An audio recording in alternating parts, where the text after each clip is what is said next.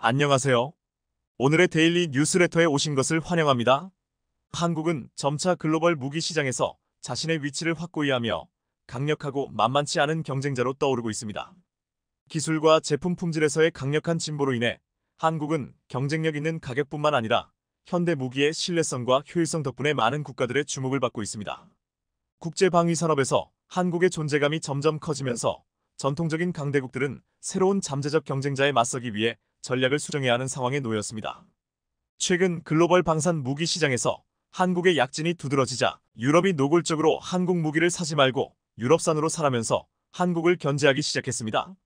최근 프랑스의 마크롱 대통령은 미국과 한국 무기 대신 유럽산 무기를 사자 유럽 방위 산업을 발전시킬 책임을 다하지 않는다면 우리의 주권과 자율성을 어떻게 구축할 수 있겠는가라고 반문하며 한국 방산 견제론을 폈습니다. 이런 한국 견제론은 현실로 드러나 하나에어로스페이스는 최근 8년이나 공을 들여온 영국의 자주포 도입 사업에서 고배를 마셨습니다.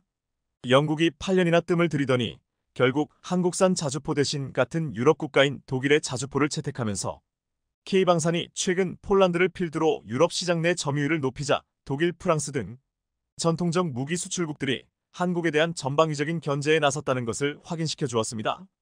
심지어 유럽연합은 10년 뒤에는 유럽연합 내 무기 구매를 60%까지 끌어올리겠다고 선언해 다 죽어가던 유럽의 방산 업체들을 다시 살리겠다는 의지를 표명했습니다. 그런데 독일의 자주포를 선택한 영국의 선택은 독이 든 성배일 가능성이 높다는 지적이 나오고 있는데요.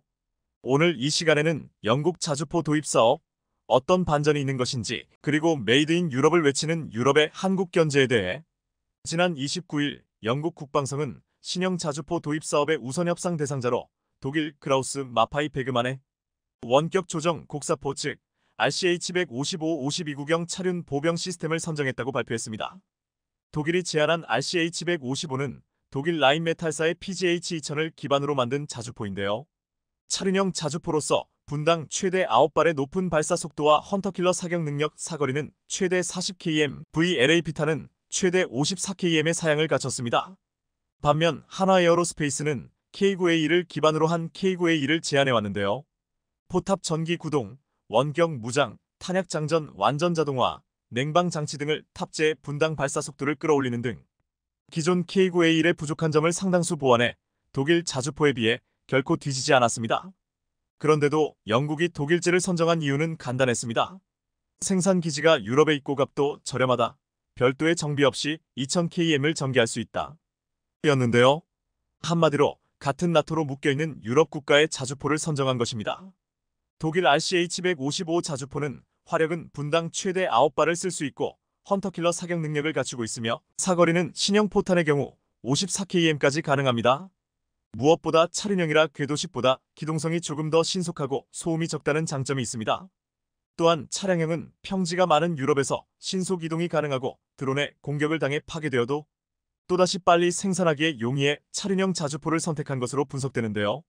독일의 주요 방산업체인 크라우스 마페이 베그만, 라인메탈의 제조 공장이 영국에 다 몰려 있어서 산업적인 측면이나 일자리 창출이라는 경제적 이득으로만 봐도 독일이 더 손쉬운 선택이었을 것입니다. 심지어 영국의 자랑인 챌린저, 전차의 개량 사업도 영국 내 독일 방산업체가 주도하고 있을 정도로 영국은 지금 독일과의 협력이 중요한 상황입니다. 이러한 분위기도 독일에 유리하게 전개되었을 것입니다. 독일 입장에서도 프랑스가 우크라이나 지원에 소극적으로 나오자 영국과 협력해서 자신들의 부담을 줄여야 하는 입장이 되었고, 그래서 우크라이나 지원에 적극적인 영국의 자주포 기술 이전을 약속하면서 협력을 하기로 했을 것입니다. 여기에 나토 무용론을 제기하고 있는 트럼프 미국 전 대통령의 재선 가능성이 높아지고 있는 점도 유럽 국가들의 담합 아닌 담합을 부추겼습니다. 결국 거리상으로도 국제 정세로도 한국에는 기회가 제한적일 수밖에 없었습니다. 하지만 영국이 8년 동안 하나가 제안한 K9A2에 대해 간을 보다가 막판에 독일로 튼 과정은 찜찜한 부분이 한두 가지가 아니었습니다. 먼저 영국은 별도의 입찰 공고를 내지 않고 있다가 독일의 RCH-155 차륜형 자주포를 선택했다고 발표했습니다. 독일은 이번에 선정된 RCH-155 차륜형 자주포 18문을 우크라이나에 보내겠다고 예고했습니다. 그런데 5개월이 지난 지금까지 우크라이나에 보내지 못하고 있습니다. 아무래도 영국 자주포 사업에 선정되기 위해 마치 우크라이나 전선에 신속히 투입할 수 있는 것처럼 가점을 받기 위해서 작업을 했던 게 아닌가 의심스러운 대목입니다. 또한 그동안 영국 자주포 도입 사업의 주요 후보는 한화에어로의 K9AE와 영국 방산 업체가 보유한 스웨덴의 아처였습니다. 그런데 주요 후보로 생각지도 않았던 독일의 RCH155가 승자가 되다니 스웨덴의 아처 역시 한국만큼이나 충격이 클 텐데요. 그런데 대반전이 일어났습니다. 영국이 독이 든 성배를 마실 가능성이 제기되고 있습니다. 독일의 방산 무기를 주문하면 언제 납품될지 기한을 알 수 없을 정도로 제조 과정이 늘어지는 것으로 유명합니다. 독일은 폴란드가 주문한 전차를 여전히 납품하지 못하고 있고 2025년이나 되어야 납품할 수 있다는 것만 봐도 알 수 있습니다. 그러니 아직까지 시제품에 불과하다는 RCH155 차륜형 자주포를 독일과 공동 개발해 과연 언제 받아볼 수 있을지 의문입니다. 공동 개발 기간이 늘어지고 양산 시점이 오래 걸리면 걸릴수록 대당 생산 가격은 더 높아질 게 뻔합니다. 더구나 RCH155 차륜형 자주포는 이동하면서 사격이 가능하다는 것을 내세웠지만 명중률에 있어서는 큰 오차를 보였고 이로 인해 실제 전장에서 이러한 기능이 제대로 발휘할지도 의문입니다. 정확도가 1도만 틀어져도 17mm 이상의 오차가 발생하는 게 자주포이기 때문입니다. 더구나 독일은 이번 영국 자주포 사업을 수주하긴 했지만 자신들의 대표적인 전차였던 PGH-2000보다 훨씬 저렴한 기종으로 승부를 걸었다는 점은 PGH-2000 전차가 가격 경쟁력에서 밀린다는 것을 인정한 셈이 되고 말았습니다. PGH-2000 전차는 생산량이 워낙 적다 보니 가격이 너무 올랐고 주문을 해도 생산이 어렵다는 게 사실로 드러난 셈이니까 말입니다. 더구나 최근 독일은 방산 수출 승인 절차를 간소화하겠다고 발표했는데요. 이것은 한국의 호재로 작용해 한국에서 방산 무기들을 제조할 때 독일제 부품이 들어가는데 이 승인 절차가 간소화된다면 앞으로 한국산 무기들은 지금보다 더 빨리, 더 신속하게 만들어질 것입니다. 한국방위사업청의 조사 결과 독일이 이렇게 방산 수출 승인 절차 간소화를 하게 된 배경에는 최근 나토와 독일이 협의한 결과 간소화 절차가 필요하다고 판단되어서 추진하게 되었다고 하는데요. 나토는 현재 방산 무기 생산이 발등에 떨어진 불인데 독일의 방산 수출 승인 절차가 지나치게 까다롭고 오래 걸려서 이를 완화할 필요성을 느껴왔던 것입니다. 특히 한국과 같은 나라에서 하루라도 빨리 무기와 탄약을 제공받아야 하는 유럽연합의 입장에서는 독일의 승인 절차는 커다란 걸림돌이기 때문입니다. 결국 독일은 승인 절차를 간소화하라는 나토의 요청을 거절할 수 없었던 것입니다. 이렇게 되면 한국은 영국의 자주포 수주는 실패했지만 다른 나라로부터 밀려드는 주문은 앞으로 더 빨리 소화할 수 있을 것입니다. 더구나 한국을 찾는 나라는 많습니다. 155포탄을 비롯한 주요 무기의 유럽 내 생산량이 답보 상태를 벗어나지 못하고 있는 가운데 군수물자, 고갈에 속이 타는 나토에서는 한국에서라도 무기를 공급받아야 한다는 주장이 끊임없이 나오고 있기 때문입니다.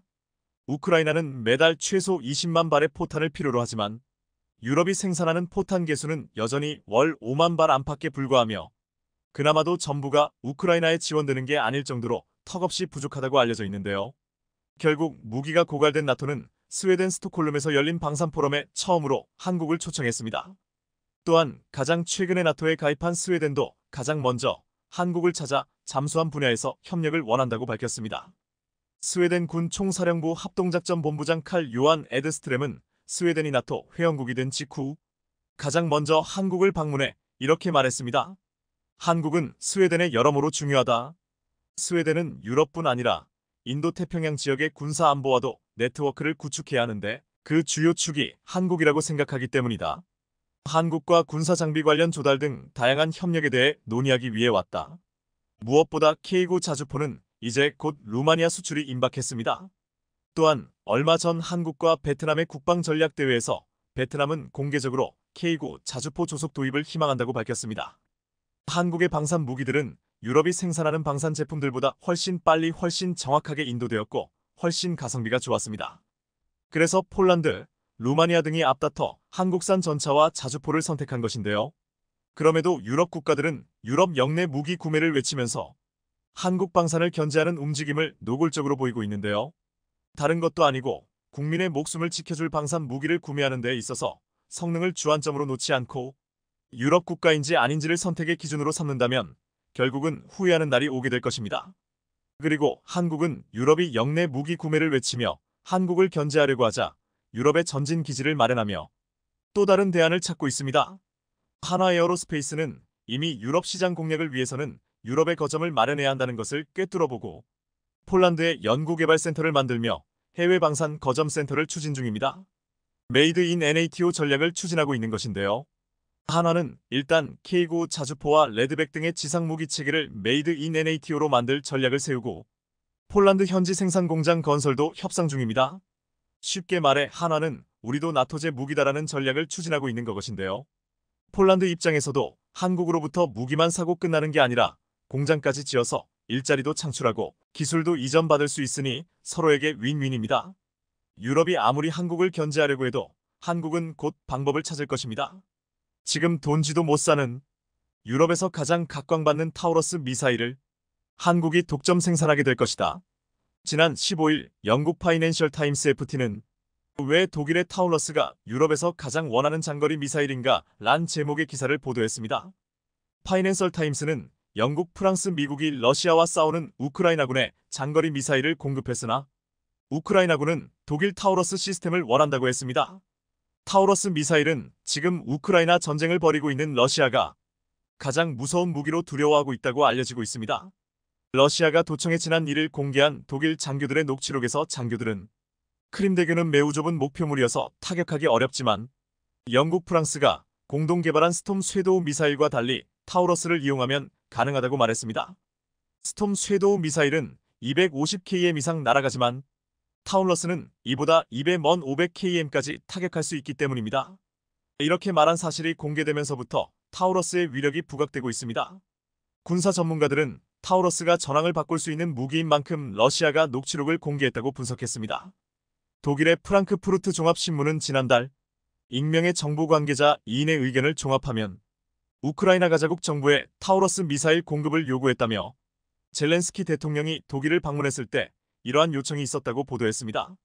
독일 국방부 대변인은 해당 보도를 인용하며 자국 정부가 최근 우크라이나 측의 공식적인 요청을 받은 것은 사실이라고 확인하기도 했습니다. 하지만 솔츠 독일 총리는 타우러스 미사일을 프로그래밍하기 위해선 우리 군대를 우크라이나에 보내야 할 것이라며 우크라이나 지원을 거부했다고 했습니다. 타우러스를 우크라이나에 보낼 경우 러시아와 갈등이 심화될 것을 우려했기 때문인데 이 같은 논쟁은 타우러스의 굉장한 능력을 더욱더 부각시켰습니다. 지금 우크라이나가 그렇게 원하고 돈을 얼마를 줘도 살 수 없다는 타우러스 미사일을 비유럽권 국가 중에 한국만이 유일하게 실전 배치하고 있으며 한국 공군은 주력 전투기 IF-15K의 장거리 공대지 미사일로 타우러스 260발을 보유하고 있습니다. 타우러스는 500km의 사거리를 지니고 있어 대전에서 발사하면 15분 만에 평양을 타격할 수 있습니다.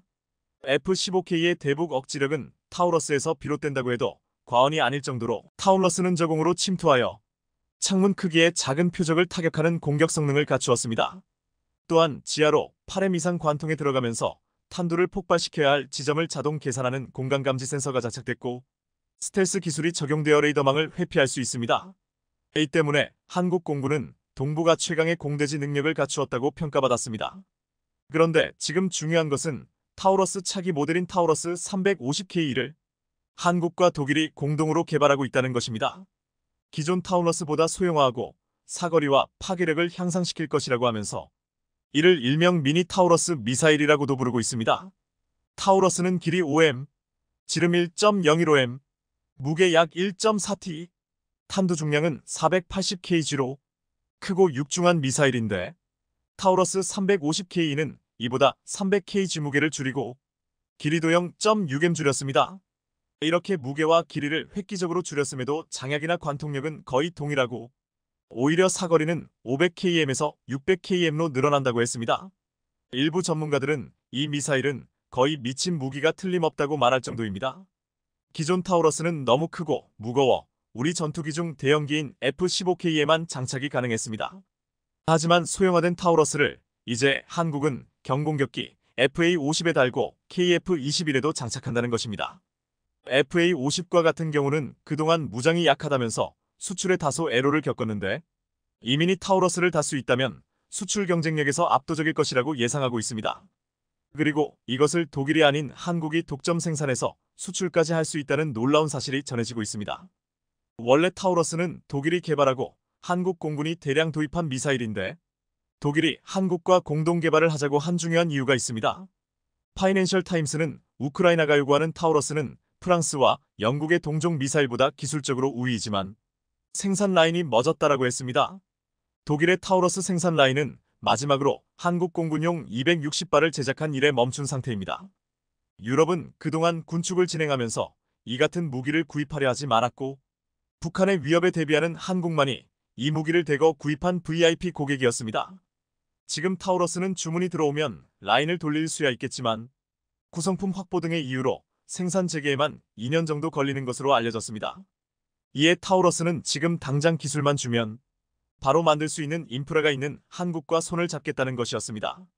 타우러스는 오래전부터 350K의 기술을 개발해 왔는데 이걸 사겠다는 국가도 없었고 생산 라인을 새로 돌리기도 어려웠습니다. 이에 한국과 손을 잡고 기술을 전수해서 빨리 만들겠다는 전략이었습니다. 한국도 지금 장거리 공대지 미사일 천룡을 자체 개발하고 있는데 개발을 완료하려면 8, 9년 이상이 걸린다고 했습니다. 하지만 타우러스 350K는 당장 3년 안에 한국이 생산해낼 수 있다고 했습니다.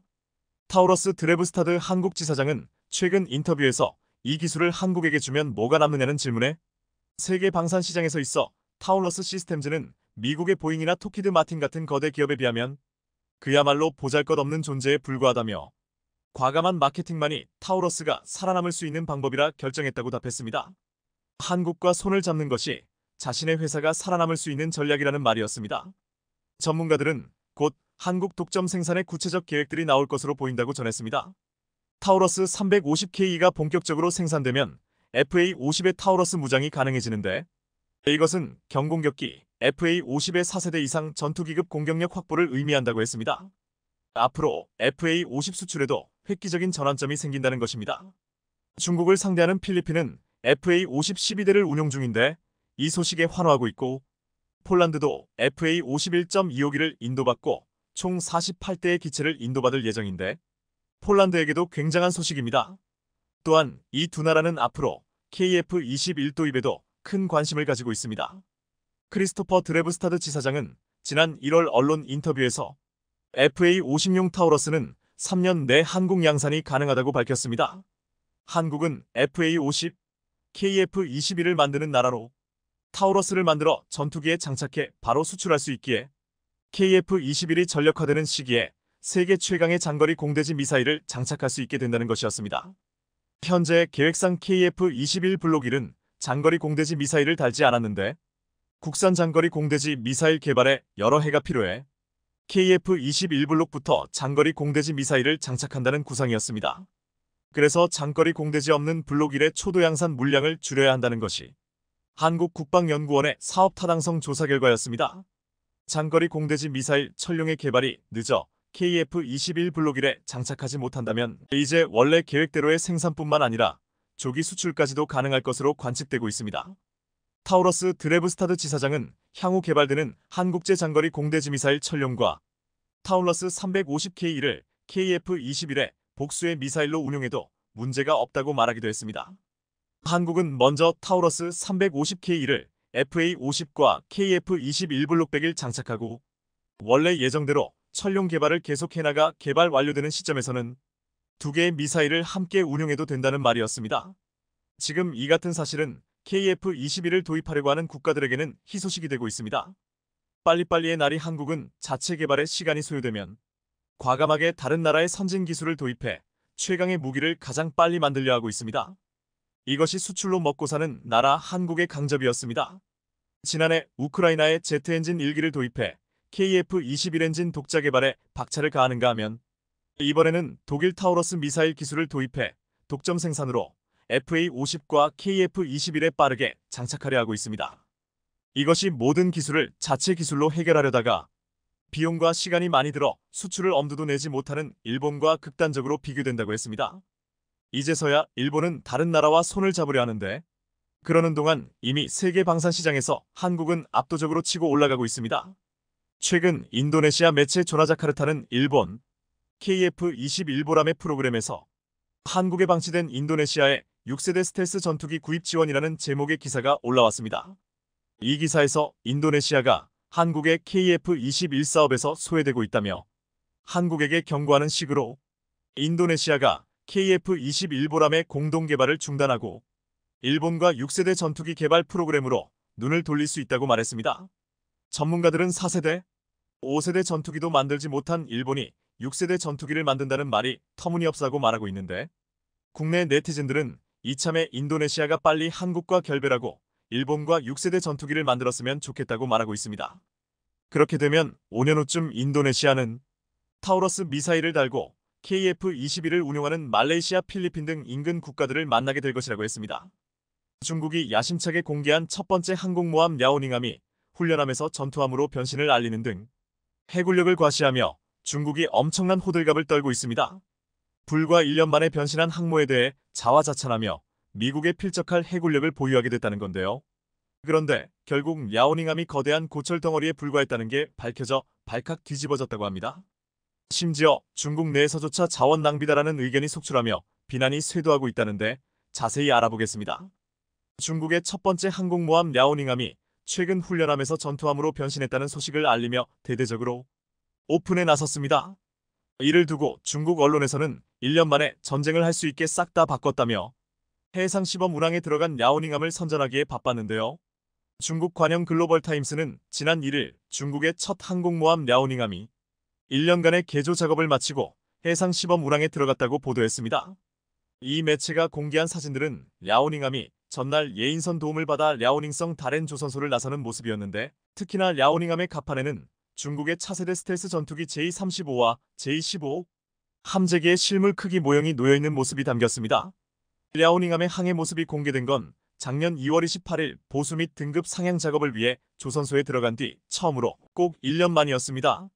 글로벌타임스에 따르면 랴오닝함은 이달 9일까지 시운전을 마치고 훈련용 항공모함에서 전투용 항공모함으로 바뀔 예정으로 알려졌습니다. 익명의 한 중국 군사 전문가는 1년에 걸친 개조 작업은 랴오닝함의 단순한 유지보수가 아닌 복잡한 업그레이드가 적용됐음을 의미한다며 J-35 모형이 등장한 건 랴오닝함 함재기 편대에 이 기종이 추가될 가능성이 있음을 나타낸다고 전했습니다. 랴오닝함은 옛 소련이 건조하다 중단한 항공모함을 1998년 중국이 우크라이나에서 도입해 14년 만에 연구 개조를 거쳐 2012년 내놓은 겁니다. 배수량 6만여 티, 디젤 추진, 스키 점프대 방식의 구형 항공모함으로 그동안 중국은 이를 훈련용으로 사용해 왔었습니다. 실제로 랴오닝함은 중국이 옛 소련의 미완성 항모를 구입해 개조한 퇴물로 평가되기도 했는데, 이런 이유로 개조가 필요했던 겁니다. 소련으로부터 넘어올 당시 랴오닝함은 레이더나 통합 전투 시스템과 같은 전자장비는 아직 설치되지 않았으며 엔진도 없이 골격과 선체만 완성된 상태로 67%의 공정률을 보이고 있었다고 합니다. 여기에 더해 중국에서 개조하면서 많은 부분이 바뀌었고, 무장이나 전투 시스템 같은 경우는 모두 메이드 인 차이나를 썼기 때문에 성능이 더 떨어질 수밖에 없었습니다.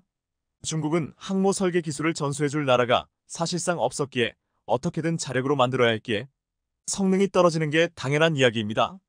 하지만 중국은 2035년까지 최소 6개의 항공모함 전투단을 창설한다는 계획으로 오래전부터 바다로 향하겠다는 열망을 갖고 해양 진출 루트를 개발하면서 전략 거점을 구축하고 있는 상황입니다.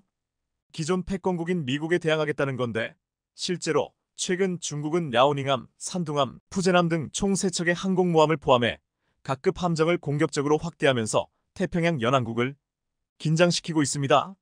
사실 항공모함 이름인 랴오닝과 산둥은 청일전쟁 패전 지역으로 해양에 대한 중국의 집념이 얼마나 강렬하고 뿌리가 깊은지 알 수 있는 대목입니다. 이런 이유로 랴오닝함뿐 아니라 산둥함과 푸제남에도 J-35가 탑재될 것으로 보이며, 이렇게 되면 항모의 전투 능력이 크게 증강될 거라는 게 중국 해군의 기대입니다. 베이징의 군사 전문가는 산둥함과 랴오닝함이 동시에 작전에 투입되면 거의 30대의 J-15 전투기를 발진시켜 미국 항모 전단의 전투기에 맞설 수 있게 된다며 미군의 수적 우세를 효율적으로 상쇄시킬 것이라고 자화자찬하기도 했습니다. 그래서 이번에 훈련용에서 전투용으로 개조한 랴오닝함의 변신이 꽤 주목을 받았던 이유가 있었던 건데요. 그러나 사실 따지고 보면 랴오닝은 항모라고 볼 수가 없습니다.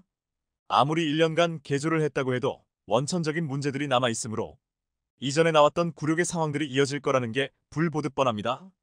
예전에도 랴오닝함을 불안한 시선을 보는 이가 많았던 게 사실입니다.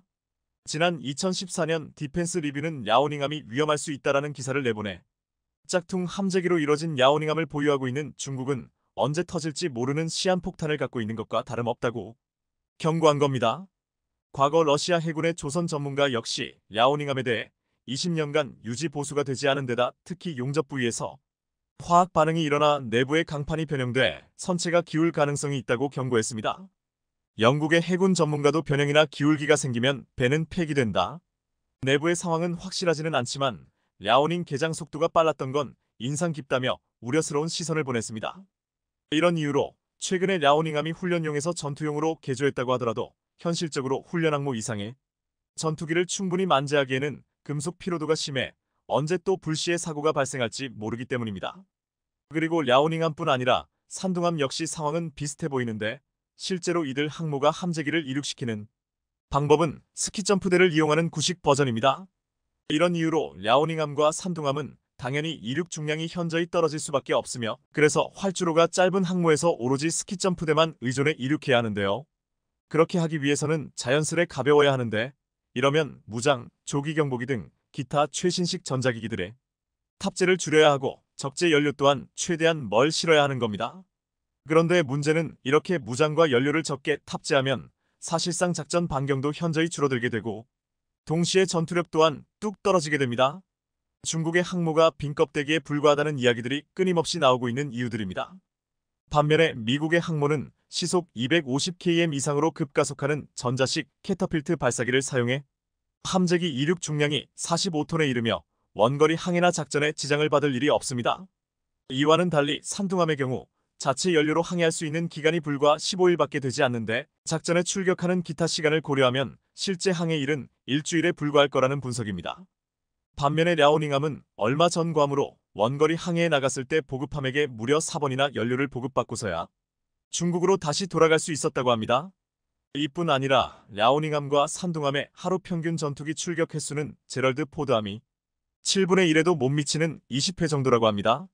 상황이 이런데도 중국은 미국을 금세 따라 잡을 수 있다며 호언장담하고 있지만 현실적으로 미 해군에 대적할 만큼의 역량은 절대 아닙니다. 미 해군이 실전을 포함해 수십 년간 수행해온 항모 기술과 작전을 중국이 따라잡으려면 엄청나게 많은 시간이 필요하다는 게 많은 군사 전문가들의 평가입니다. 그래서 사실은 미국에서도 중국의 항모라면 이름만 듣기만 해도 코웃음을 치고 있는데 실제로 이런 상황을 반영하는 일도 벌어졌었습니다. 실제로 지난 2021년 미 해군이 홈페이지에 올린 한 장의 사진에 중국이 부글부글 끓었었습니다. 다름 아닌 중국 항모 랴오닝함이 미 해군으로부터 발고기 굴욕을 겪었기 때문입니다. 칠함대 소속 미사일 구축함 머스티노의 로버트 함장이 난간에 다리를 꼬아 올린 채 비스듬히 앉아 부함장과 함께 항해 중인 야오닝함을 느긋하게 내려다보는 사진이 공개됐었는데요. 특히나 머스티노가 중국 항모전단 사이에 보란듯이 끼어들어 야오닝함을 뒤쫓는 위성사진까지 공개되면서 된통 굴욕을 당했었습니다. 이에 군사 전문가들은 미 군함이 무인지경처럼 중국 항모전단에 끼어든 건 중국 군함이 항모를 보호할 능력이 없음을 보여주는 증거라고 분석했습니다. 실제로 해당 사진이 공개되자 제대로 지켜볼 가치도 없다는 거다. 미군 눈에는 야오닝함이 앞에 지나가는 게 장난감으로 보이는 거다 등의 밀덕들의 반응이 이어졌습니다. 더구나 야오닝함은 발고기 굴욕 당시 미국과 일본 군함에 사실상 포위당하면서 실전 능력에 심각한 문제가 제기되는 등 국제적 망신을 톡톡히 당했는데요. 상황이 이러자 당시 중국인들조차 비판적인 반응을 보이며 비난을 멈추지 않았습니다. 실제로 중국 네티즌들은 야오닝함은 잠수할 수 있는 능력을 갖고 있다. 바다에서 갑판을 씻고 있는 중이다. 잠수함 운반선이지? 등의 반응을 보였습니다. 이렇듯 전투용으로 개조를 했다고 하더라도 야오닝함의 미래를 어느 정도 내다볼 수 있는 상황인데요. 결국 중국의 계획대로는 실현되지 않을 것으로 보이며 돈과 시간만 쓰고 국제적 망신만 당하는 상황이 현재 중국이 보유한 항모가 세척이라고는 하지만 결국 이것들이 고철덩어리에 불과하기 때문입니다. 작년에 중국은 세 번째 항공모함 푸제노가 계류 시험을 시작했다고 알리며 이르면 올해 정식 취역할 거라고 공표했었습니다. 그러면서 중국은 첫 항공모함을 보유한 지 10년 만에 세척을 보유하게 됐다며 대대적으로 알리며 중국 매체에서도 떠들썩하게 소식을 전했습니다.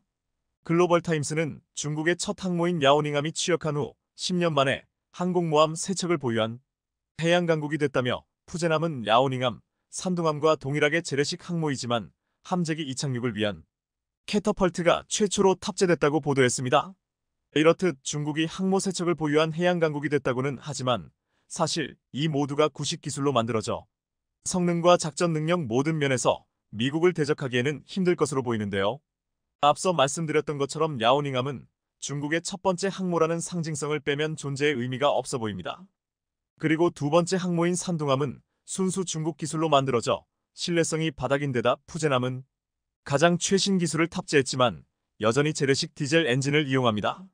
이런 이유로 중국 항모들의 탑재기는 3050대 수준인 것으로 알려지고 있는데 미국의 절반 수준에 불과한데요. 중국이 그토록 바라는 해양 강국이라는 원대한 꿈은 영영 이루어질 수 없을 것으로 보입니다. 최근 들어 자칭 대국이라는 중국의 정책이 노골적으로 한국과 일본을 겨냥해 불이익을 주면서 누가 봐도 소국적인 행보를 이어가고 있습니다.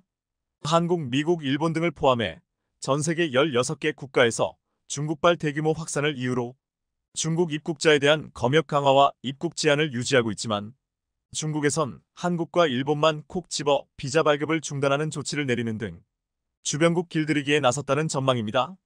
게다가 한국의 설날 명절을 앞두고 중국 정부는 자국민의 해외 단체 여행을 부분적으로 허용했지만 여기에서도 한국만 콕 집어 제외하는 방침을 내놓는 등 대국답지 않은 속 좁은 면모가 드러나고 있습니다. 그런데 이러한 보복 조치로 한국에서 입국을 막은 지 불과 열흘 만에 중국 측에선 한국의 기업과 중요한 계약이나 협상을 할 수 없게 되어 산업계 전반적인 위기를 맞이하고 있다는 소식입니다. 기존에 알려진 바에 따르면 중국 시장은 워낙 크기에 어떤 산업군이라도 자급자족이 가능하다는 인식이 있었지만 최근 중국이 키워가는 가장 핵심적인 산업 분야에 한국의 도움이 없으면 안 되는 분야가 나오고 있는데요. 얼마 전까지 역대급 호황기를 자랑하던 메모리 반도체 분야는 2022년 단 몇 개월 사이 급격한 냉각기에 접어들면서 주요 메모리 업계는 긴축 경영을 이어가고 있습니다. 메모리 반도체는 한국의 삼성과 SK하이닉스가 전 세계 점유율의 70% 이상을 차지하고 있기에 그만큼 우리나라 경제에 작용하는 영향이 크지만 우리나라만큼이나 영향을 많이 받는 곳은 바로 중국입니다. 중국은 전 세계 메모리 반도체 소비량이 1위인 국가이지만 반도체 자급률이 7%밖에 안 되는 나라답게 대부분의 메모리 반도체를 한국으로부터 수입해 사용 중이며 메모리 반도체를 자체 생산하여 자급자족하는 한국과는 다르게 지금처럼 불안한 메모리 시장은 중국의 고객사들에게 큰 영향을 주고 있습니다. 먼저 미국의 마이크론은 기존에 예고된 설비 투자를 30%나 감산한다고 밝히면서 웨이퍼 생산량도 20% 낮추겠다는 결정을 내렸습니다. 웨스턴 디지털과 키옥시아 역시 낸드 생산량과 설비 투자 분야를 각각 30%, 20%씩 감축한다고 밝혔습니다. 우리나라 SK하이닉스는 예고된 설비 투자의 50%를 감축한다는 발표를 하며 가장 큰 폭의 감축을 예고했는데요. 특히 2022년 4분기엔 1조 원이 넘는 적자를 보면서 엄청난 영업 손실을 기록해 시장에 충격을 주고 있습니다. 경기 침체에 따른 반도체 수요가 감소해 가격 하락에도 영향을 주고 있으며 반도체 재고는 쌓여가고 있어 감산을 결정할 수밖에 없는 상황인데요. 사실 메모리 반도체의 이런 사이클은 주기적으로 반복되는 경향이 있어 업계에선 매우 익숙한 현상입니다.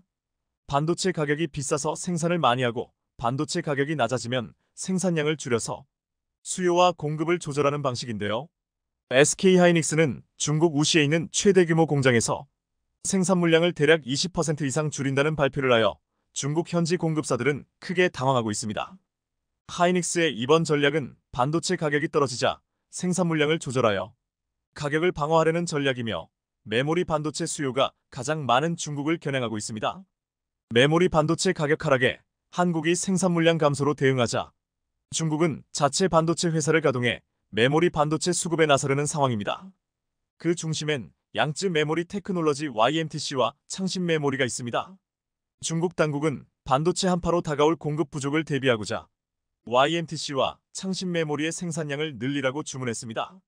YMTC는 한국 기업들의 전유물이던 3D 낸드 플래시를 개발하며 국내 기업들을 긴장하게 만들었고 창신 메모리는 수년 전 삼성전자와의 치킨 게임으로 파산한 독일의 키몬다의 기술력을 바탕으로 비교적 최근에 생겨난 신생업체입니다. 하지만 이마저도 19나노 공정을 기반으로 한 디램을 생산하고 있어 한국 기업과의 기술 격차는 10년가량 나는 것으로 추측되고 있습니다. 하지만 중국의 이런 구형 메모리 반도체마저 사실상 시장에서 퇴출될 조짐이 보이고 있습니다. 중국의 반도체 굴기에 싹을 자르려는 미국은 최근 반도체 소재 부품 장비를 공급하는 네덜란드와 일본을 설득하여 대중국 반도체 소재 수출을 제한하는 데 합의했습니다. 네덜란드와 일본이 중국 수출을 하지 않게 되면 자연스럽게 수출 금액과 물량이 줄어들어 경제적으로 손해를 보기 때문에 중국 반도체 포위 작전에 참여하지 않을 것이란 관측이 있었지만 중국의 소재 부품을 수출하지 못하게 되는 만큼 미국이 어떤 어드밴티지, 이익을 줬을 것이란 추측이 나오고 있습니다. 결과적으로 중국은 일본과 네덜란드로부터 반도체용 소부장 수입이 원천 차단되어 고립이 더욱 심화될 것으로 보이는 가운데 중국의 한 줄기 희망으로 한국 기업들이 떠오르고 있습니다. 지난 2019년 일본은 한국을 대상으로 반도체 소재 수출 규제 조치를 단행하며 한국의 자체적인 소부장 산업을 육성하는 데 도움을 주었습니다. 반도체 공정에 핵심적으로 필요한 고순도 불화수소와 폴리이미드를 국산화하는 데 성공했으며 EUV용 포토레지스트 국산화까지 성공해 삼성전자는 국내 기업 동진세미캠이 생산한 EUV용 포토레지스트를 양산 라인에 적용하고 있습니다. 기존 소부장 강국이던 일본과 네덜란드로부터 반도체용 소부장 수입이 전면 막히게 될 중국은 최근 소부장 자체 개발 국산화에 성공한 한국의 기술력이 탐날 수밖에 없는 상황입니다. 중국 측 경제 전문가들도 국산화 개발에 성공한 한국 업체들과 협의해 중국 내 반도체 기업들이 소재를 공급받아야 한다고 주장하는 가운데 한 가지 복병이 등장했습니다. 바로 얼마 전 실시된 한국 입국자 비자 중단 소식이 한국과 중국이 반도체 소재 공급에 대한 협의를 하는데 걸림돌이 된다는 것입니다. 물론 아직 한국은 중국 측에 반도체 소재를 공급해주겠다는 언급도 없었지만 다급해진 중국은 특별 조치를 가동하고 있습니다. 중국 외교부는 공식 브리핑을 통해 외교나 공무 그리고 긴급한 비즈니스를 목적으로 중국에 방문해야 하는 경우엔 이미 특별 비자 정책을 마련해 입국을 지원하고 있다며 대사관에 문의하면 빠른 도움을 줄 것이다라고 언급하고 있습니다. 즉 중국은 자존심과 체면 때문에 한국인에 대한 비자 발급을 중단하면서 한국 기업들의 비즈니스를 위한 비자는 열어두고 있습니다. 얼마 전까지 중국은 없는 게 없는 대국이라 한국과 경제적인 교류가 없어도 모든 것이 자급자족 가능하다고 주장한 것과는 다르게 한 발 물러서는 모습이 보이고 있습니다. 하지만 중국이 이렇게 편의를 봐준다고 해서 한국이 중국에게 반도체 소재를 공급할 가능성은 매우 적은 것으로 보입니다. 제일 먼저 미국 측의 압박으로 일본과 네덜란드가 중국 포위 작전에 동참했기에 칩 4동맹에 가입된 한국 역시 대중국 반도체 포위 작전에 동참하라는 압박이 올 수도 있기 때문입니다. 한국으로서 할 수 있는 최고의 선택지는 지금 같은 반도체 불황기에 생산량 줄이고 한 개당 판매 가격을 높여서 경제적 이익을 최대한 많이 보는 것입니다. 삼성전자가 현재 이런 전략을 취하고 있습니다. SK하이닉스부터 마이크론, 키옥시아와 웨스턴 디지털까지 대부분의 메모리 업계가 감산을 동반한 긴축 경영을 시사한 반면 삼성전자 측은 인위적인 감산은 없을 것이며 현재와 같은 투자와 생산량을 유지할 것이란 입장을 내놓았습니다. 대신 중국에 공급되는 3D 낸드 플래시 가격은 기존보다 10% 인상하는 초강력 결정을 내렸는데요. 현재 반도체 생산 과다로 인해 시장 가격이 폭락하고 있는 상황에 중국에 공급되는 3D 낸드 가격을 10% 인상한다면 중국 측 공급사가 받아들이는 인상 금액은 10%가 아니라 20% 내지 30% 이상이 될 수도 있다는 것인데요. 예를 들어 반도체 가격이 전반적으로 하락했는데 기존 공급 가격만 고수해도 사실상 하락한 만큼의 가격 인상 효과가 있다는 것입니다. 하지만 미국의 반도체 제재로 생산과 공급의 차질을 겪고 있는 중국은 삼성의 반도체가 아니면 도저히 메모리 수급을 맞출 수 없는 상황이라 삼성의 제품이 아무리 비싸더라도 울며 겨자 먹기로 계약을 할 수밖에 없는 상황입니다. 그런데 여기에 또 하나의 악재가 나왔습니다. 시진핑 주석이 집권한 이후 200조 원 이상 투입된 반도체 굴기 예산이 머지않아 중단될 것으로 보이기 때문입니다. 중국 정부는 2025년까지 1조 위안 우리 돈 180조 원가량을 투입해 반도체 자금률 70%를 달성하겠다는 목표를 세웠지만 10년 넘게 막대한 예산을 쏟아부었는데도 불구하고 이렇다 할 결과가 나오지 않는 것은 물론 미국과 유럽의 반도체 제재로 그동안 반도체에 투자했던 모든 것들이 모래성처럼 무너지고 있다는 것입니다. 중국 측 기업들의 연구개발 성과가 부진한 것도 있지만 워낙 대규모의 자금이 투입되는 사업이다 보니 중국 측 고위 관리와 반도체 업체 간의 유착이 발생해 천문학적인 보조금을 빼돌리는 일들이 빈번하게 일어나고 있다는 보도가 나왔습니다. 중국이 지난 10년간 막대한 보조금을 지급한 칭화윤희는 얼마 전 유동성 위기로 파산해 법정 관리에 들어갔고 아무도 칭화윤희를 인수하지 않아 결국 국유화되는 결말을 맞이했습니다. 자본이 넘쳐난다고 생각했던 중국은 3년에 가까운 코로나 대응으로 많은 예산을 소진했으며 추가적으로 미국과의 금리 차이로 인한 자본 유출 방어에도 막대한 외화를 소진한 것으로 드러났습니다. 여기에 중국 건국 이래 사상 최대 규모의 부동산과 건설업 위기를 맞이하고 있어 중국 정부도 예산 집행에 한계를 느끼고 있습니다.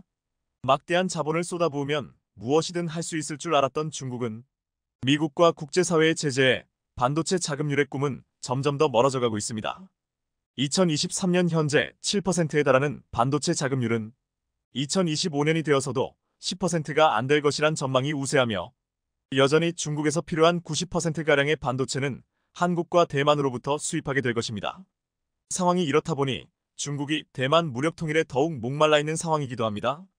대만은 한국과 어깨를 나란히 하는 세계적인 반도체 생산지로 현재도 중국 기업의 절반가량이 대만으로부터 반도체를 공급받고 있기 때문입니다. 최근 한국 비자를 중단하며 입국을 막던 중국이 자국 산업이 위기를 겪자 시청해주셔서 감사합니다.